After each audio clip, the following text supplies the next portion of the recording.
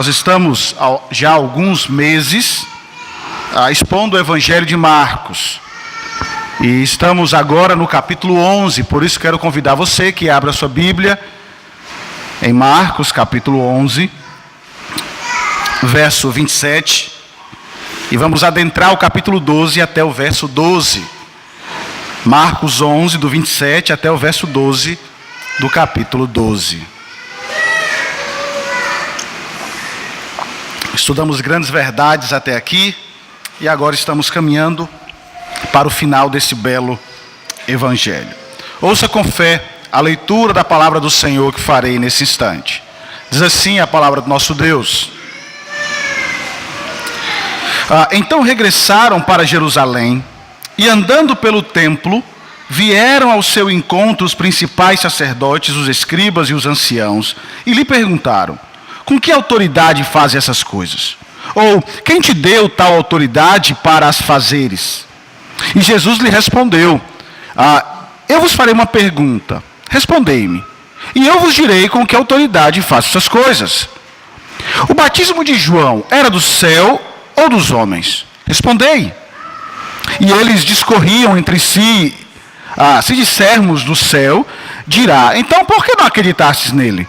Se porém dissermos dos homens, é de temer o povo, porque todos consideravam a João como profeta. Então responderam a Jesus: não sabemos. E Jesus, por sua vez, lhe disse: nem eu tampouco vos digo com que autoridade faço essas coisas. Depois entrou Jesus a falar-lhes por parábola. Um homem plantou uma vinha, cercou-a de uma sebe, construiu um lagar, edificou uma torre e arrendou-a a alguns lavradores e ausentou-se do país. No tempo da colheita, enviou um servo aos lavradores para que recebesse dele dos frutos da vinha. Ele, porém, o agarraram e espancaram e o despacharam vazio. De novo lhe enviou outro servo e eles o esbordoaram na cabeça e o insultaram. Ainda outro lhes mandou e a este mataram. Muitos outros lhe enviou, dos quais espancaram uns e mataram outros. Restava-lhe ainda seu filho amado. A este lhe enviou, por fim, dizendo: respeitarão meu filho. Mas os tais lavradores disseram entre si: este é o herdeiro, ora, vamos e matemo-lo, e a herança será nossa. E agarrando-o, mataram-no e o atiraram para fora da vinha. Que fará, pois, o dono da vinha? Virá e exterminará aqueles lavradores e passará a vinha a outros. Ainda não lestes esta escritura? A pedra que os construtores rejeitaram, essa veio a ser veio a ser a principal pedra angular? Isto procede do Senhor e é maravilhoso aos vossos olhos? E procuraram prendê-lo, mas temiam o povo, porque compreenderam que contra eles proferir essa parábola. Então, desistindo, retiraram-se. Amém. Vamos orar. Graças te damos, Senhor Deus Todo-Poderoso, Criador dos céus e da terra. Nessa noite nós estamos diante da tua palavra, Senhor, e pedimos a ti encarecidamente: desvenda, Senhor, os nossos olhos, abra, Senhor, o nosso coração, para que possamos assim entender a tua palavra, possamos aprender dela, guardando assim essa palavra em nosso coração, para não pecarmos contra ti. Auxilia-nos nessa noite, ó Cristo, é o que eu te peço em teu nome, nome que está acima de todo nome, no nome santo de Jesus. Amém. Meus queridos irmãos, um dos assuntos que mais repercutiu durante esses últimos dias, tirando a história do cachorrinho lá do Carrefour, foi a carteirada que o ministro Lewandowski aplicou a um jovem em um voo esses últimos dias. O jovem havia dito que o STF, o Supremo Tribunal Federal, nosso Supremo Tribunal Federal, era uma vergonha. O ministro se ofendeu com o que foi dito e mandou prender o rapaz. Esse acontecimento reflete de forma muito clara o estado da nossa geração, uma geração que não sabe lidar com a autoridade. O rapaz afirmou que usou o seu direito de liberdade de expressão, que é direito de manifestar-se livremente as suas opiniões, ideias e pensamentos, como afirma o artigo 5º, parágrafo 4º da nossa Constituição. É livre a manifestação do pensamento, sendo vedado o anonimato. E a resposta do juiz a este jovem, a essas palavras, foi uma boa carteirada. Você quer ser preso? Uma forma polida de dizer, você sabe com quem você está falando? Então ele chama a Polícia Federal e manda prender o rapaz. Veja bem, se o rapaz tinha o direito de falar o que falou, e se o juiz, apenas por ser juiz, tinha o direito de mandar prender, eu não sei. Mas o que sei é que o problema com a autoridade, quer seja ela respeitar ou de abusar do poder que se tem, é distorcido na mente humana. Nós não sabemos lidar com autoridade e com poder. E é justamente isso que encontramos em nosso texto nessa noite. Pessoas como nós, que têm dificuldade de lidar com a autoridade, que acreditam que podem tratar de qualquer forma com a autoridade e que até tentam aplicar uma carteirada na maior autoridade que já pisou nessa terra. Veja como isso se dá. Os eventos dos últimos dias, como nós temos tratado até aqui, revelou e demonstrou que essa Páscoa que nós estamos aqui prestes à Páscoa seria diferente de todas as outras que já aconteceram. Lembrem-se, no domingo nós acompanhamos a entrada triunfal de Jesus com as pessoas cantando aquele grito de socorro, Hosana, Hosana é o que vem em nome do Senhor.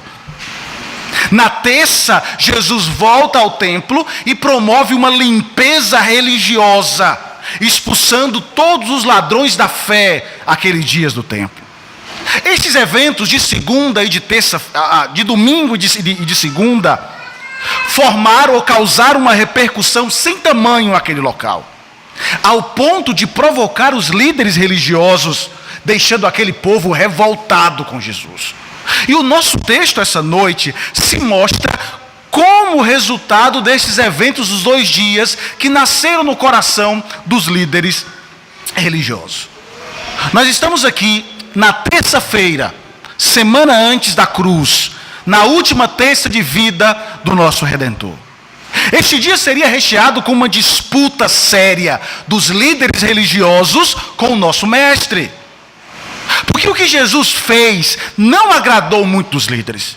Porque Jesus, meus irmãos, provocou um estrago enorme em todo o sistema financeiro e religioso de Israel.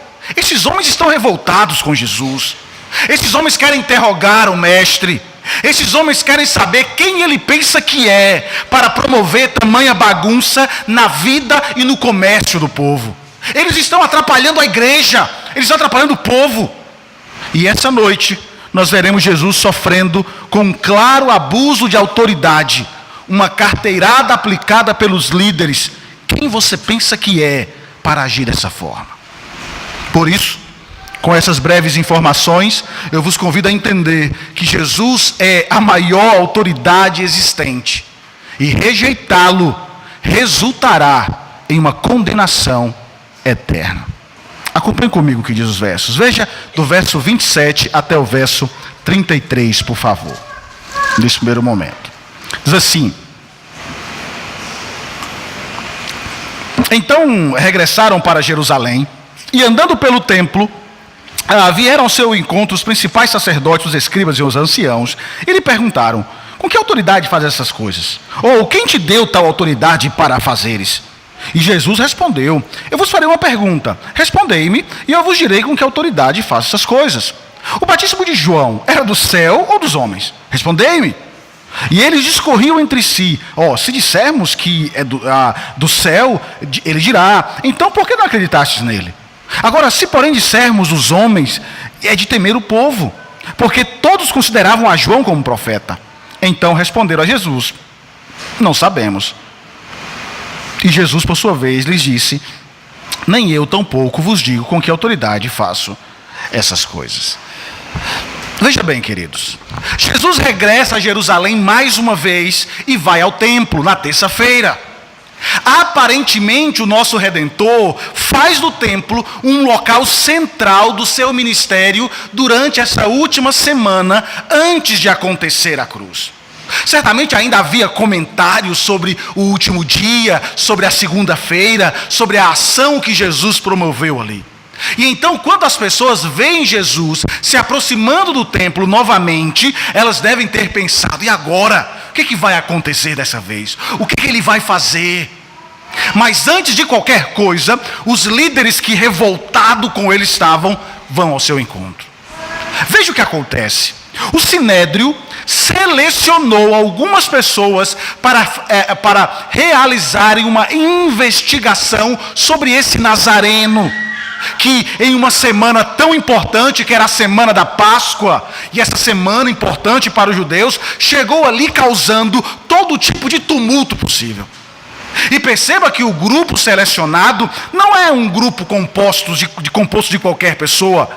Foram enviados ali a liderança judaica, os principais sacerdotes, aqueles que eram responsáveis pela vida religiosa do povo, pelo sacrifício no templo. Mas eles não estavam sozinhos. Junto com eles estão os escribas, os mestres da lei, os intérpretes da lei, aqueles que julgavam conhecer a lei e os profetas. Mas temos também com eles os anciãos, os presbíteros, os líderes do povo, que escolhidos por eles, deveriam guiá-los por sua sabedoria em como viver. Perceba aqui, nós temos aqui uma tropa de choque chegando para investigar, a mando do Sinédrio, quem este homem pensa que é para causar tal tumulto. E perceba que eles se aproximam com a pergunta, como eu falei: com que autoridade fazes essas coisas? Ou quem te deu tal autoridade para o fazeres?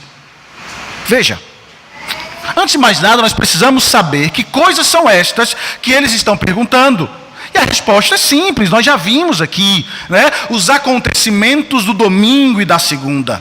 Do domingo, a procissão a Jerusalém, sendo ele aclamado por toda a multidão, ramos de palmeiras, roupas ao longo do caminho, e as pessoas clamando: Hosana, Hosana, é o que vem em nome do Senhor.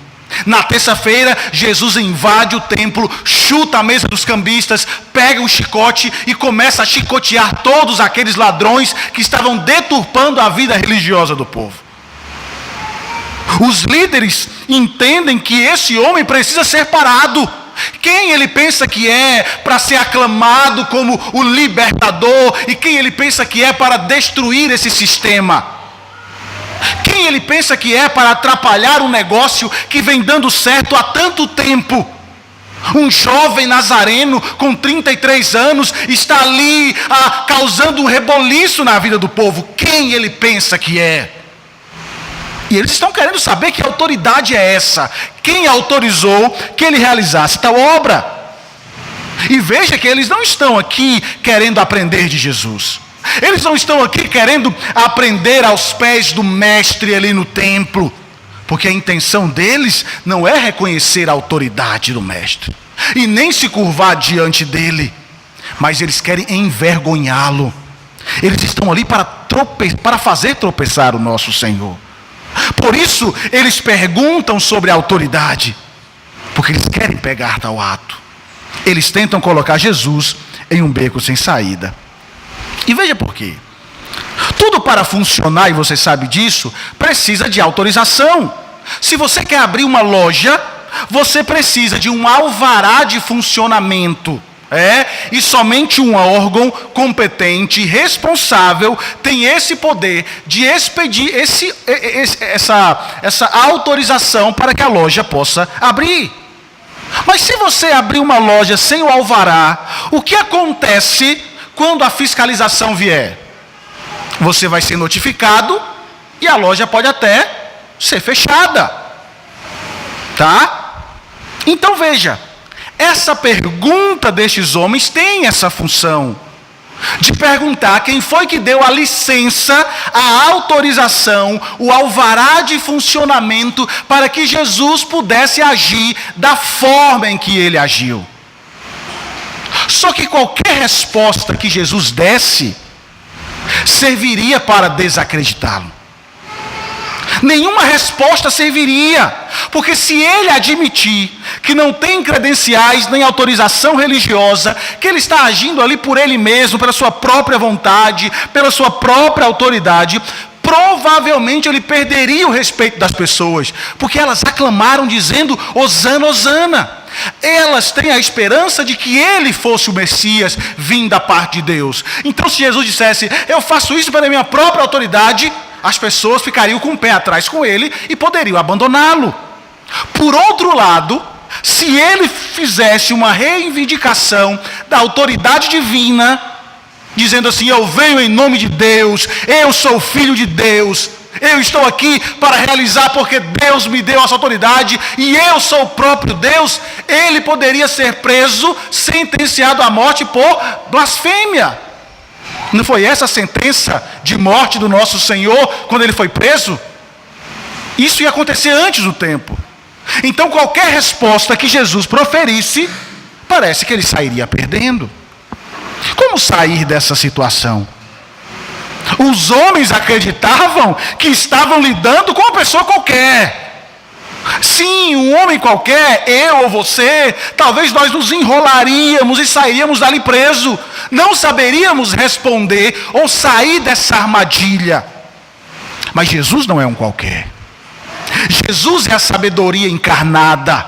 Ele é o Deus homem e não será colocado em uma cilada por criaturas finitas.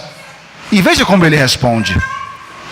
Jesus lhe diz assim: vem cá, eu vou te fazer uma pergunta simples, quero que vocês me respondam. E se vocês me responder, então eu vou dizer com que autoridade eu faço essas coisas. Então vamos lá. O batismo de João era do céu ou era dos homens? Respondei. Olha que interessante. Jesus percebe a armadilha e faz uma jogada de mestre aqui. E ele age de uma maneira sábia para sair desse momento embaraçoso. E o interessante é que ele se utiliza de uma pergunta. Ele responde com uma pergunta. Ele diz: o batismo de João é dos céus ou dos homens? Como nós falamos, tudo bem, eu disse antes, mas por que Jesus simplesmente não diz quem ele é? Não seria mais simples, mais rápido? Por que Jesus responde por meio de uma pergunta? Ele responde assim, queridos, em resposta ao coração desses homens. Porque aqueles que chegam a Jesus com intenções hostis nunca receberão uma resposta direta do nosso Mestre. Aqueles que vêm aos pés do Senhor com um coração cheio de ódio contra Ele, nunca receberá uma resposta direta às suas inquietações. Mas aqueles que se aproximam com sinceridade, com honestidade, estes sempre vão ser tratados com amor. Lembre daquela mulher samaritana. Lembre de Nicodemos que se aproxima do Senhor. Todos eles tiveram as suas dúvidas sanadas. Mas este não é o caso desses homens. Porque eles estão ali com intenções hostis. E como nós sabemos, o Senhor resiste aos soberbos.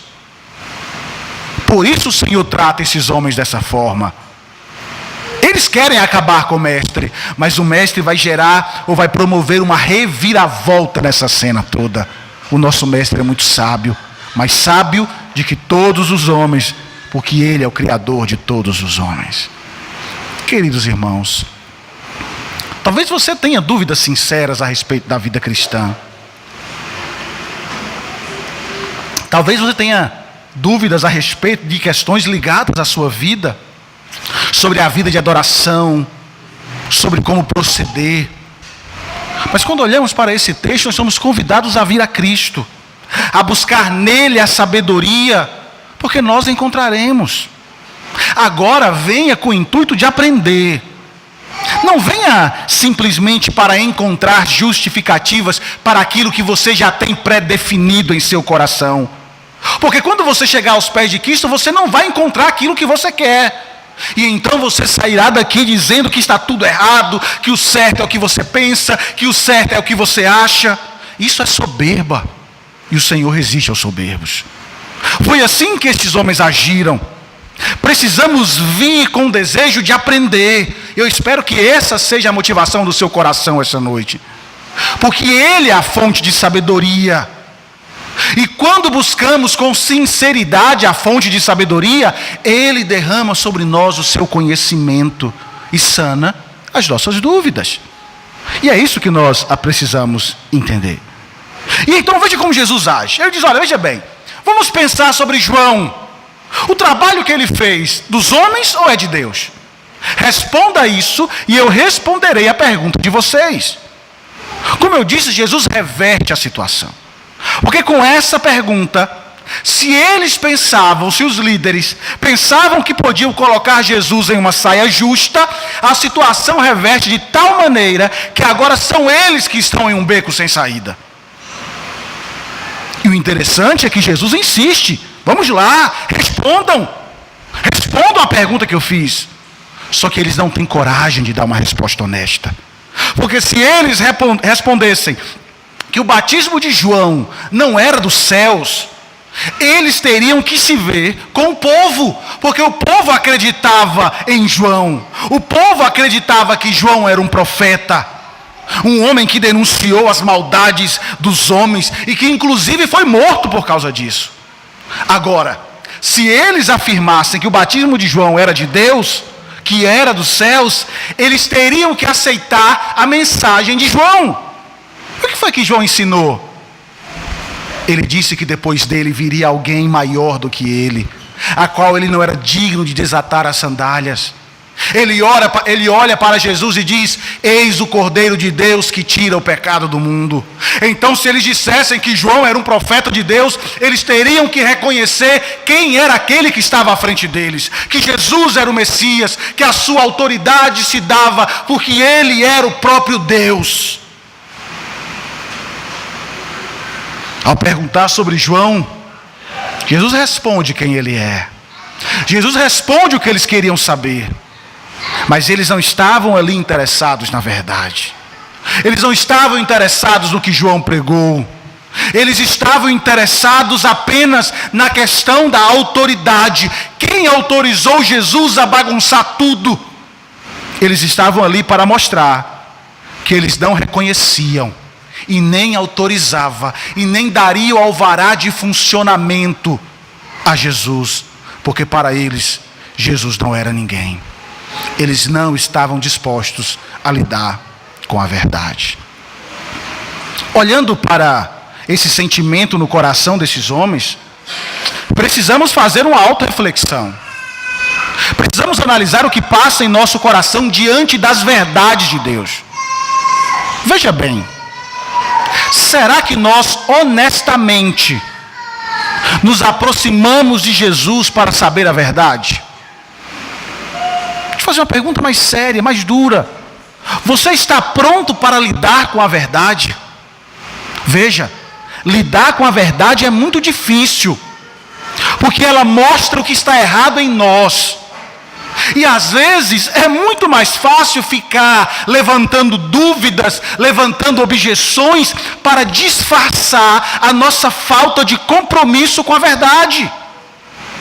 E o triste, queridos, é que é isso que nós fazemos o tempo todo. Criamos caso, levantamos dúvidas para não lidar com a verdade que é ensinada pelo Senhor, porque ela exige mudança. Sabe quando fazemos isso?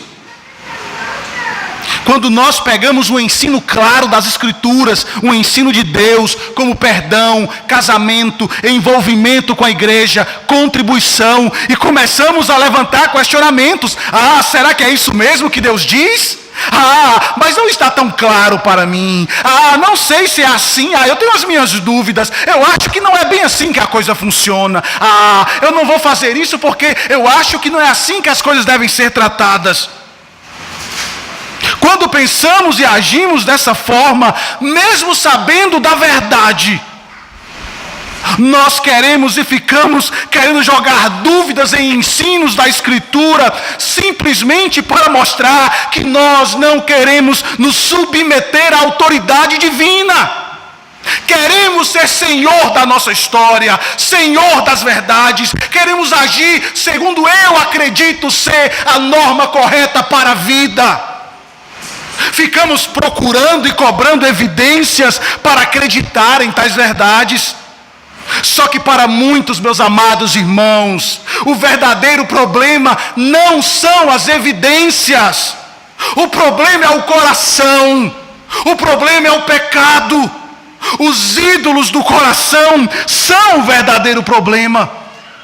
Se eu entendo que Jesus é o Filho de Deus, que Ele morreu pelos meus pecados, que Ele ressuscitou dos mortos, então a minha vida não pode mais ser a mesma.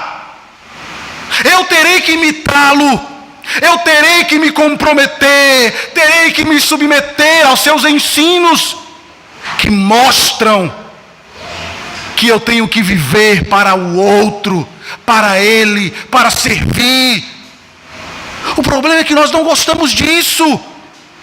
E às vezes fechamos os nossos olhos, tapamos os nossos ouvidos e criamos a nossa própria teoria de vida, que parece sim ser cheia de piedade, mas se limita apenas aos nossos interesses.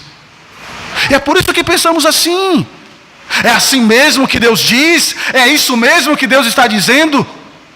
Não se engane. São essas dúvidas acerca da verdade que o inimigo quer colocar no seu coração. Como foi que ele tentou os nossos primeiros pais? Foi assim que Deus disse? Foi isso mesmo que Deus falou? E ele age da mesma forma hoje, colocando dúvidas em nosso coração sobre a verdade cristalina do nosso Senhor. E aí, por meio dos nossos achismos, ficamos, eu não sei, será assim mesmo?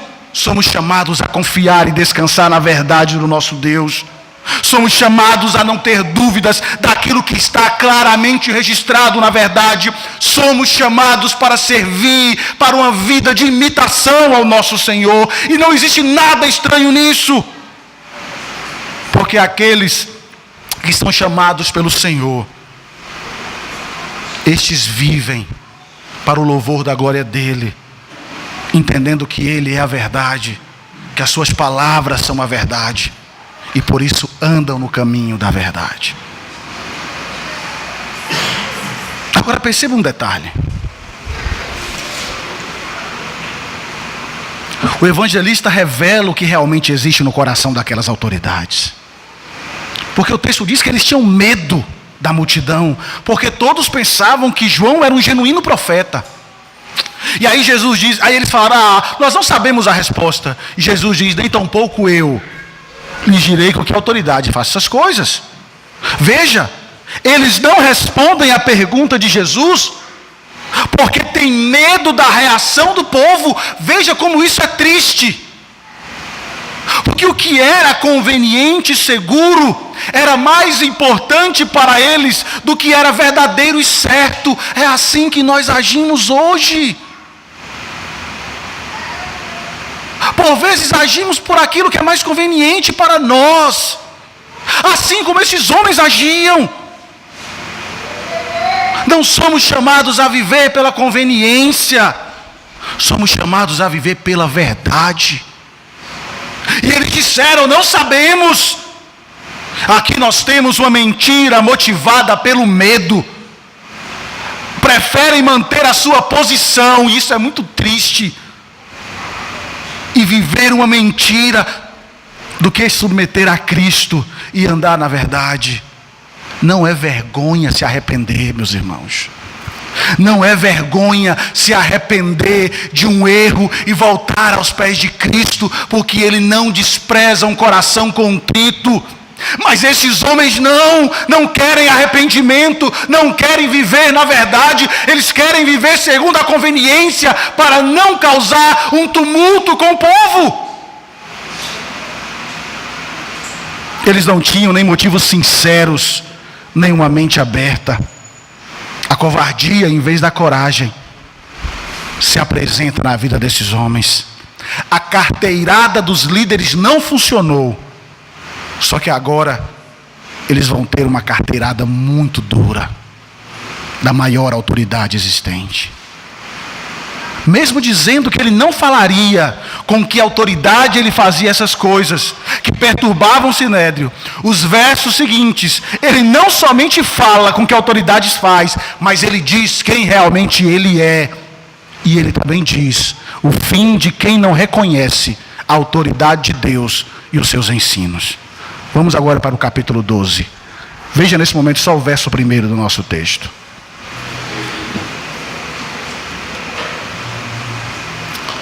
Ele diz assim: depois entrou Jesus a falar-lhes por parábola. Um homem plantou uma vinha, cercou de uma sebe, construiu um lagar, edificou uma torre e arrendou a uns lavradores e ausentou-se do país.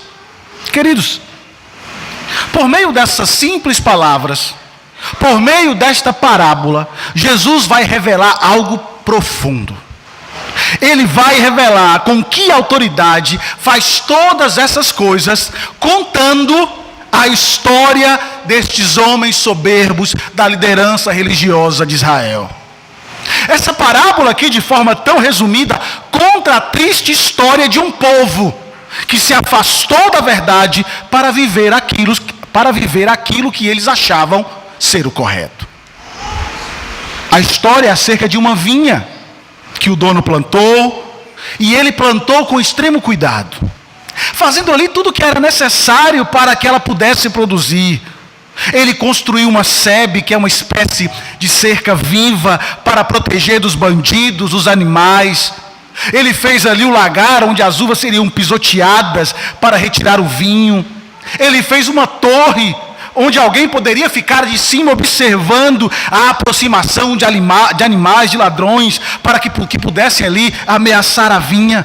Veja, perceba que o dono da vinha tudo fez para que a sua vinha fosse vistosa e desse fruto. Todo o trabalho feito com amor para que ela produzisse frutos bons. Como seu Senhor foi zeloso e cuidadoso para com aquela vinha. Só que ao final, ele se ausentou e arrendou uns lavradores. Entenda algo.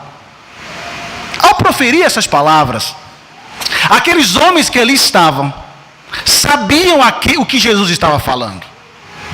Havia escribas entre eles, intérpretes e conhecedores da lei. Por isso eles sabiam muito bem que Jesus estava falando deles, de Israel.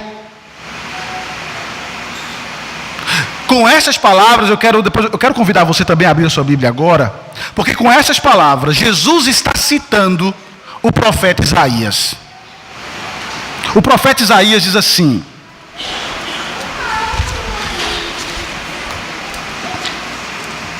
Isaías capítulo 5, do verso 1 ao 7.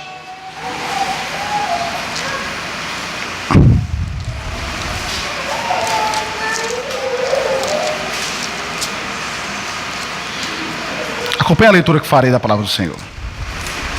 Diz assim: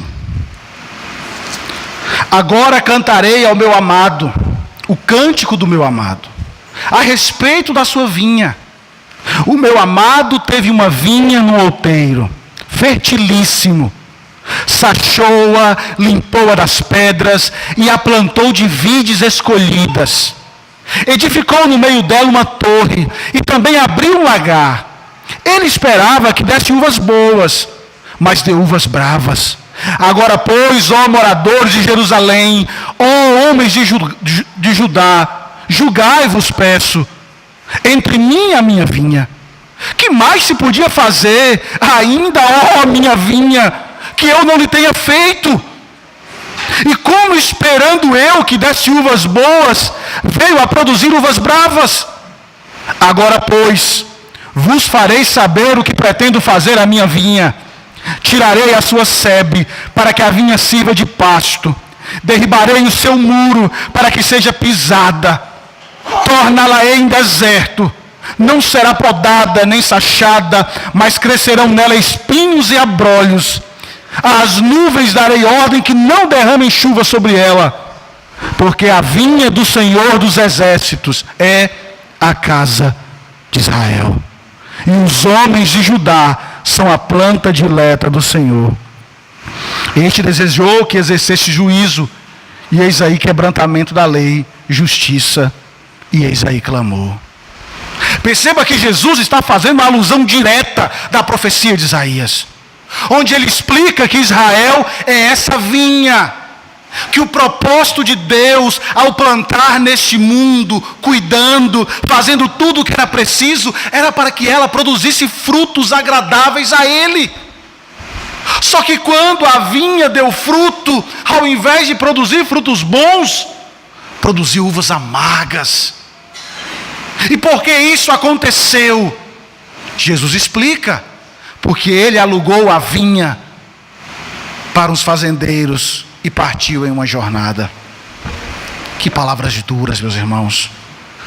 Veja, essa questão de arrendar a vinha, se você observar, é assim que Deus cuida do seu povo, colocando sobre ele pessoas que cuide, que pastoreie, que trabalhe para que a vinha produza. Esse povo deveria trabalhar como se o Senhor estivesse ali, ao ponto de voltar a qualquer momento, mas não. Estes homens que deveriam ser os protetores de Israel, se tornaram aqueles que destruíram e devoraram o fruto de Israel. O nosso Senhor está fazendo uma comparação duríssima. Ele está dizendo: vocês, líderes religiosos, que acham que estão protegendo o povo, vocês são os destruidores da vinha. Vocês não pertencem à descendência do povo, vocês procedem do maligno. Vocês cresceram os olhos e querem a vinha e os frutos dela para si mesmo. E para comprovar isso, ele conta a história do povo. Olhe para o nosso texto, Marcos capítulo 12, a partir do verso 2.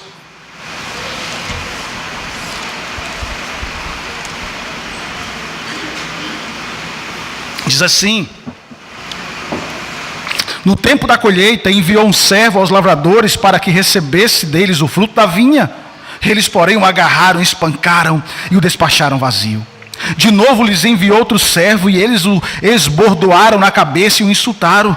Ainda outro lhes mandou, e esses mataram. Muitos outros lhes enviou, dos quais espancaram uns e mataram outros. Veja,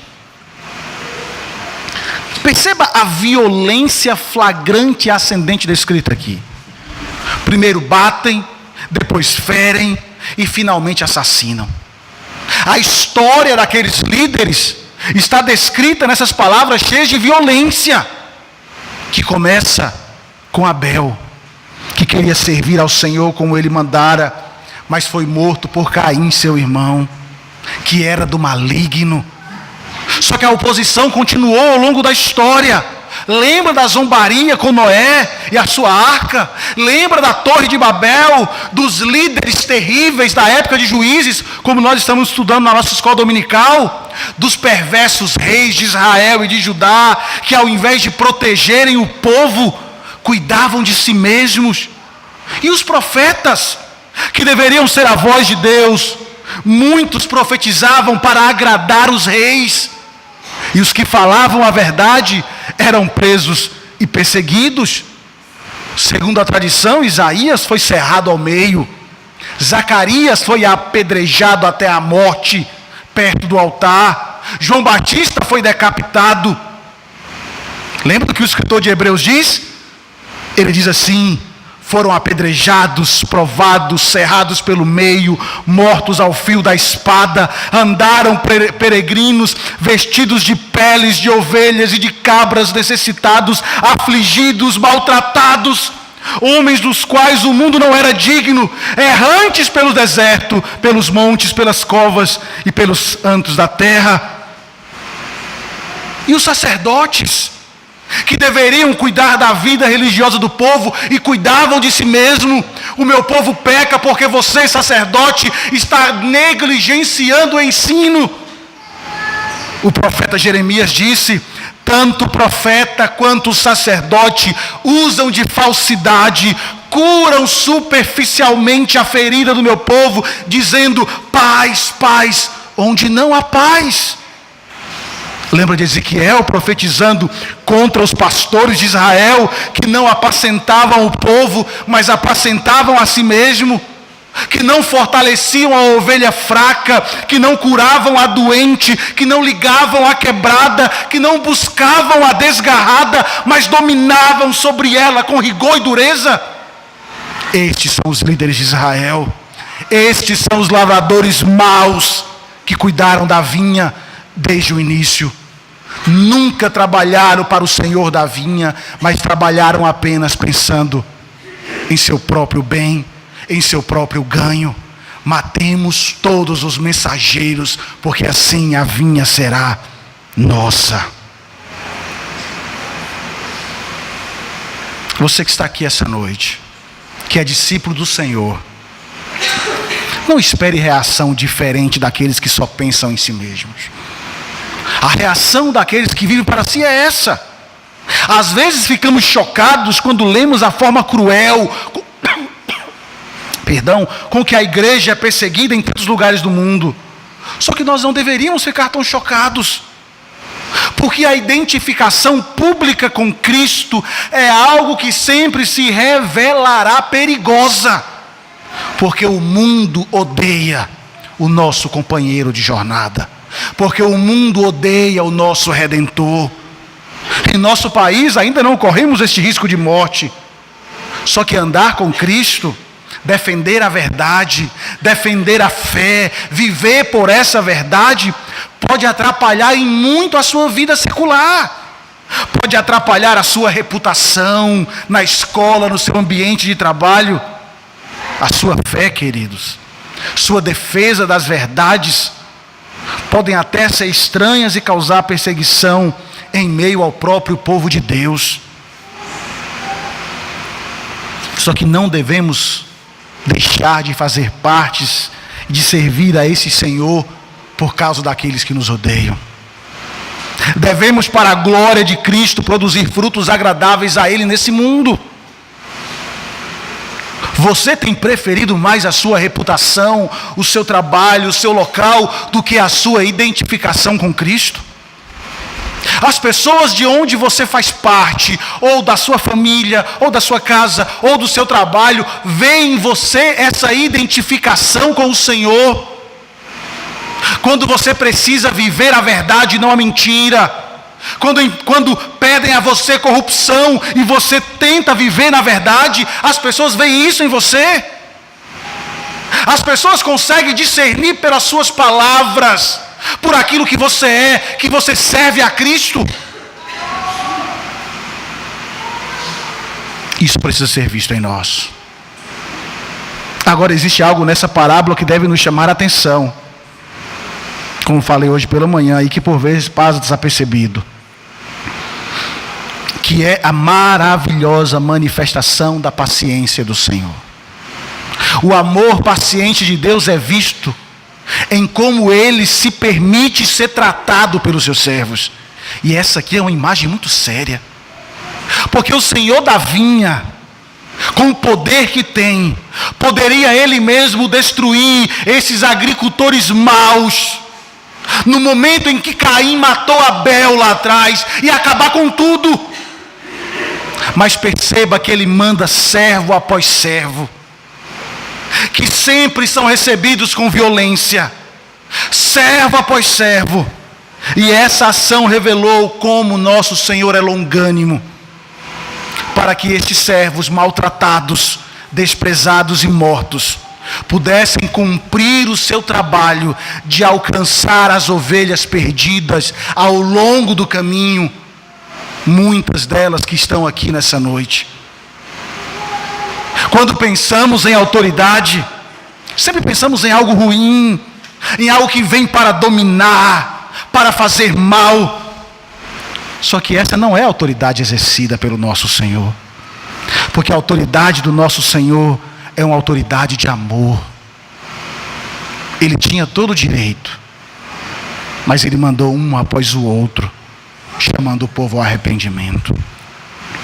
Talvez hoje você tenha a mesma reação desses lavradores maus.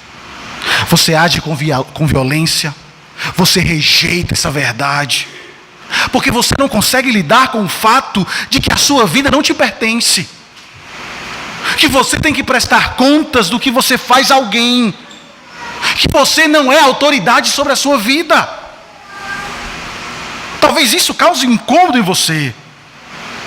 Hoje nós temos a verdade pregada para te alertar justamente sobre isso. Sobre a certeza que existe alguém infinitamente maior do que você. Aquele que possui uma verdade absoluta e imutável. Verdade que não se pode refutar com os achismos do nosso coração. E nós precisamos nos render a ela. Quede-se aos pés da verdade do Senhor. Quede-se aos pés daquele que é a pura verdade. Agora veja. Vamos caminhar aqui para o final.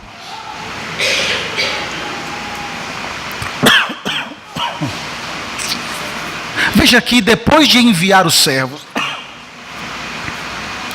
segundo Jesus, o Senhor da vinha resolve enviar o seu filho. E veja como ele descreve esse acontecimento. Olhe para Marcos. Veja a partir do verso 9. Restava-lhe ainda um, seu filho amado. E este lhes enviou, por fim dizendo: respeitarão meu filho. Mas os tais lavradores disseram entre si: este é o herdeiro. Ora, vamos matemo-lo, e a herança será nossa. E agarraram, mataram-no, e atiraram para fora da vinha. Perceba que depois dos servos, o próprio filho foi enviado. Essas palavras de Jesus devem ter assustado os ouvintes, os líderes que ali estavam. Porque essas palavras, guardado no coração daqueles homens, eles queriam matar o Filho de Deus. Os planos para acabar com Jesus foi revelado pelo próprio mestre antes de acontecer, em uma parábola. Você pode imaginar como eles estavam naquele momento? Porque Jesus sabia o que iria acontecer com ele. Porque Jesus sabia o que estava guardado no coração daquele povo. Jesus revelou a hipocrisia e a perversidade do coração daqueles homens. Porque em 3 dias, essas palavras se tornarão realidade. Os ouvintes malévolos de Jesus levariam adiante o nosso Redentor, ou levariam adiante os propósitos do seu coração, e levariam o filho para fora da vinha, para fora de Israel, e realizariam os desejos escusos do seu coração. Eles matariam o Filho de Deus. Essa era a sua indignidade final. Eles queriam que a vinha fosse só deles. Quando, queridos, o Filho de Deus andou na terra, desde o tempo do seu nascimento até o tempo da sua execução, nunca houve um momento só que a sua vida estivesse segura entre os seres humanos. Porque a natureza caída de tal homem, a nossa natureza caída, revela que o homem é indiferente a Deus. O mundo odeia o Filho de Deus.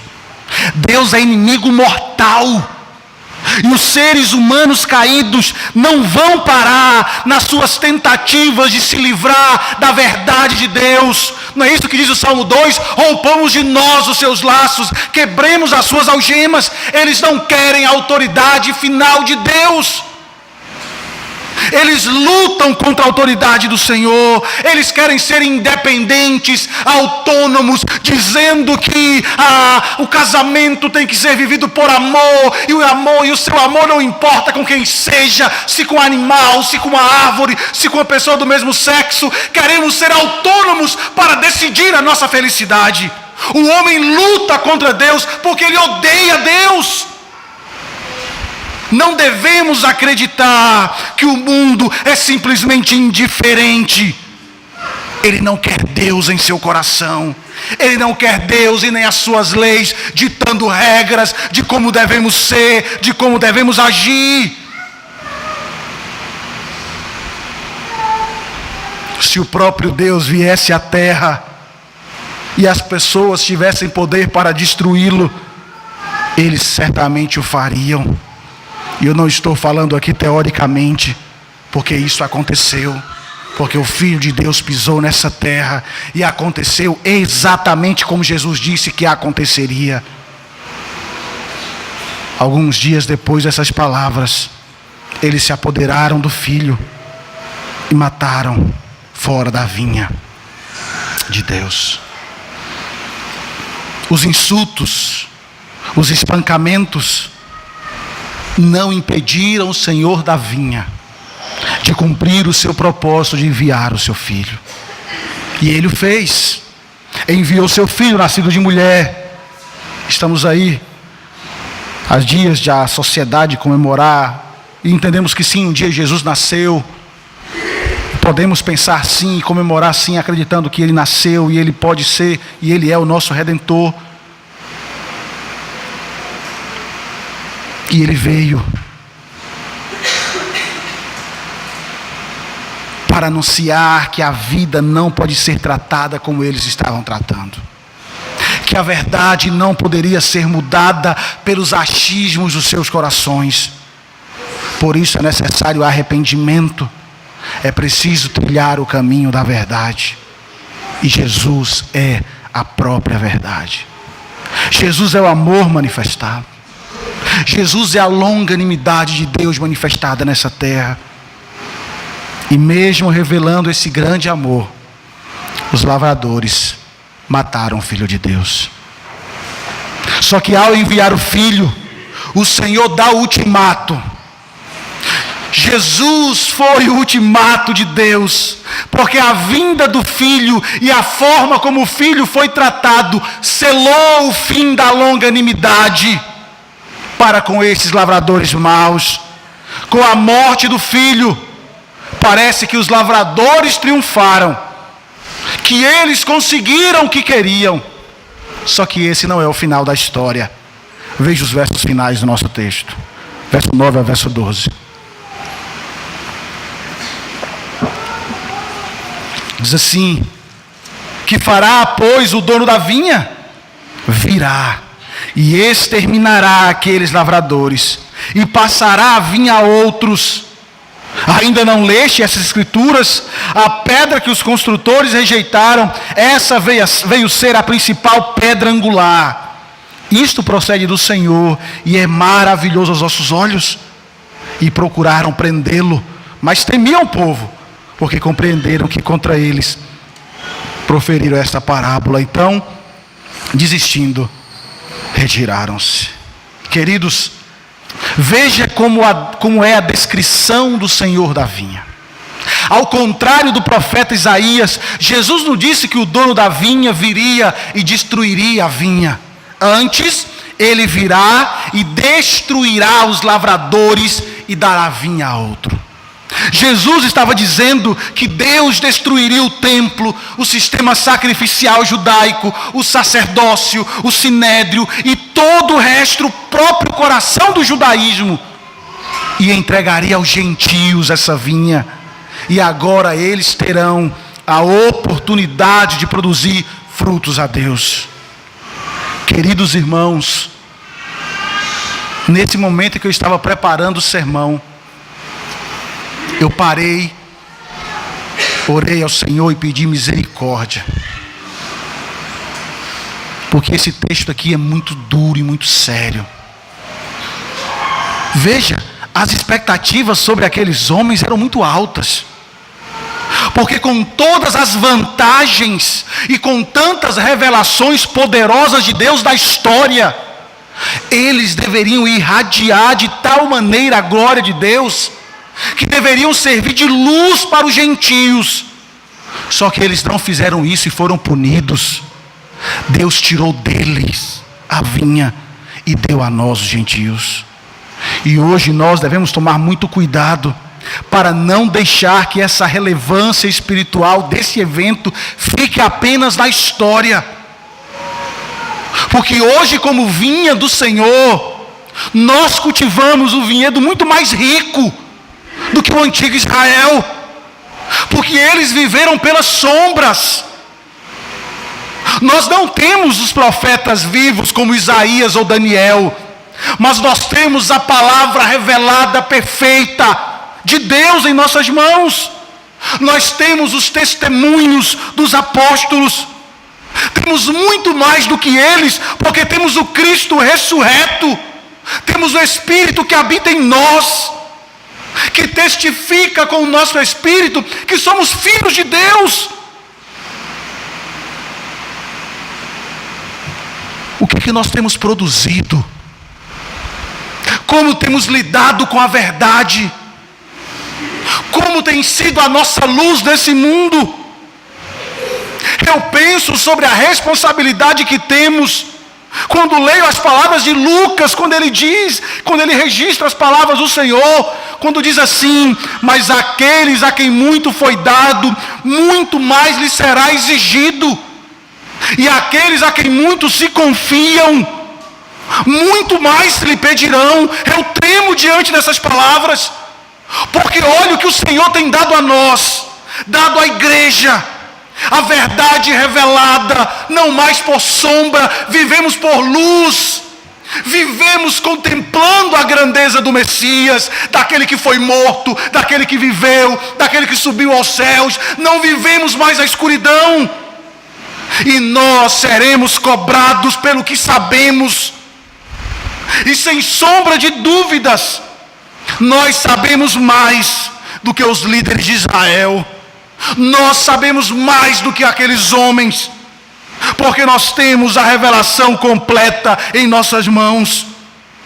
E estes líderes foram rejeitados.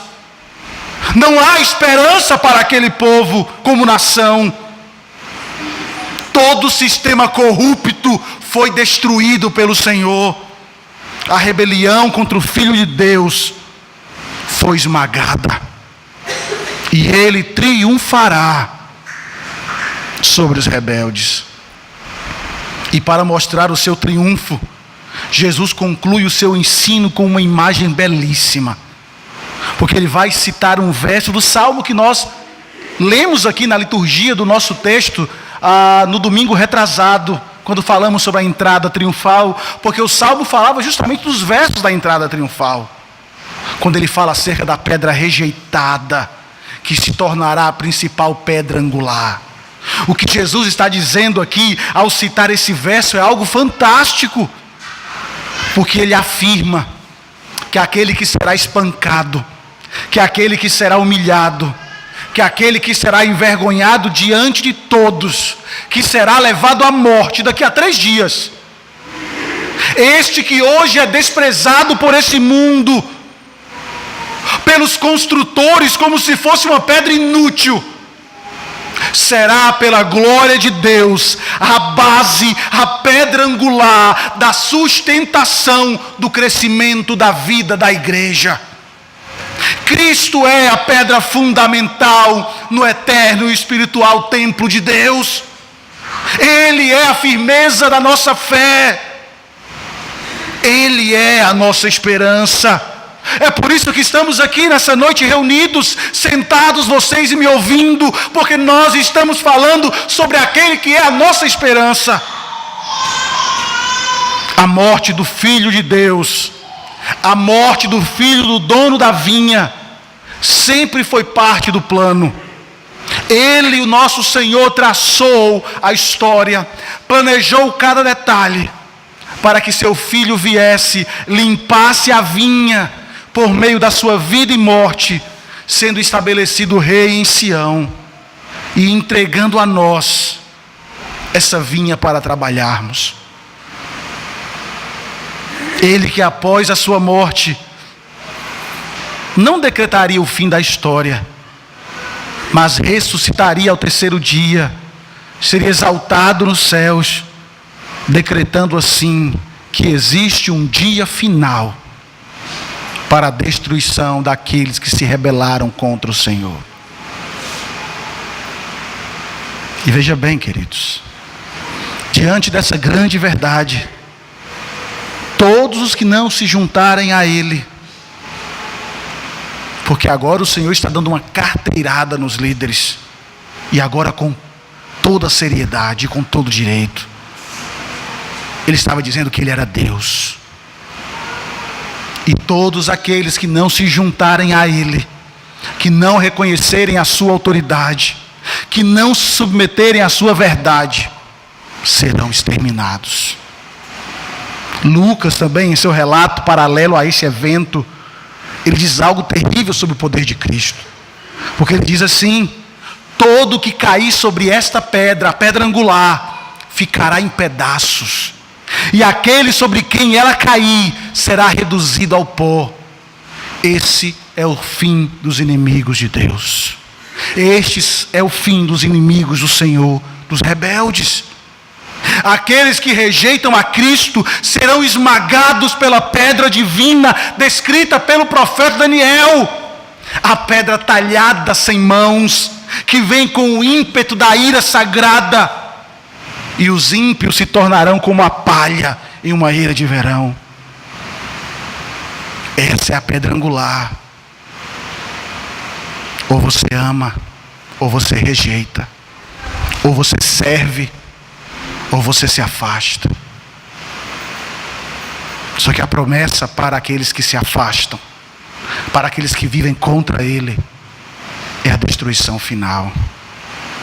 Mas ao mesmo tempo que Ele revela a destruição aos inimigos, Ele oferece esperança para os que se arrependem.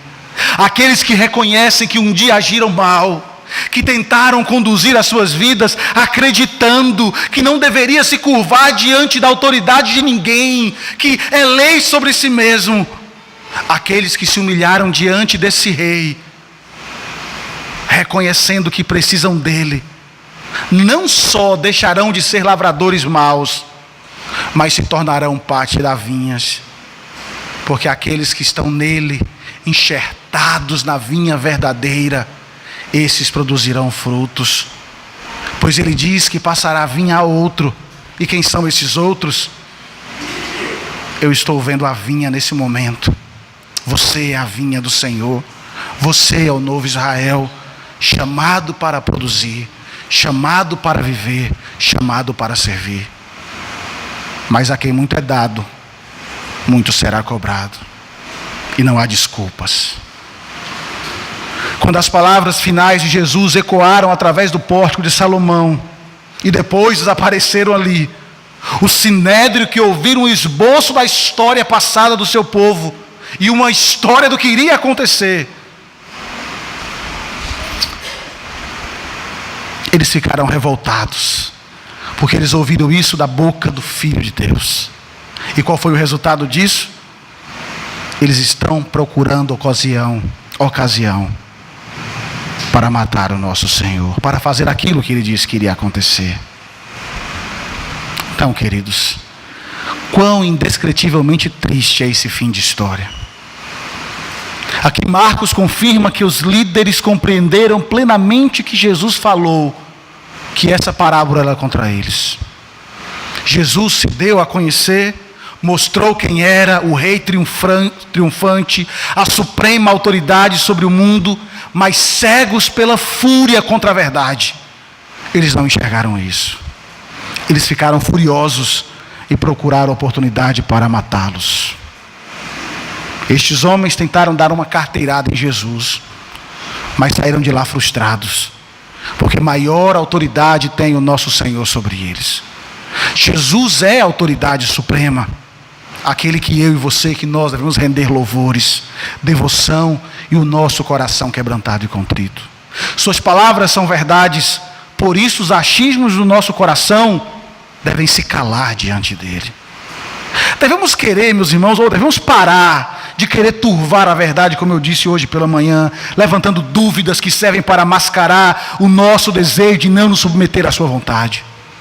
Precisamos dele, pois ele é o caminho para Deus, o caminho, a verdade e a vida.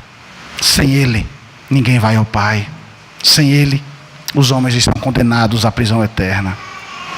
O juiz Lewandowski, da nossa introdução, prendeu aquele rapaz que foi solto depois de dar alguns esclarecimentos. Só que a condenação do Supremo Juiz não permite esclarecimentos, não permite fiança. Se ele condenar, não há mais esperança, é prisão eterna. Cristo é a pedra angular, onde as nossas vidas estão seguras.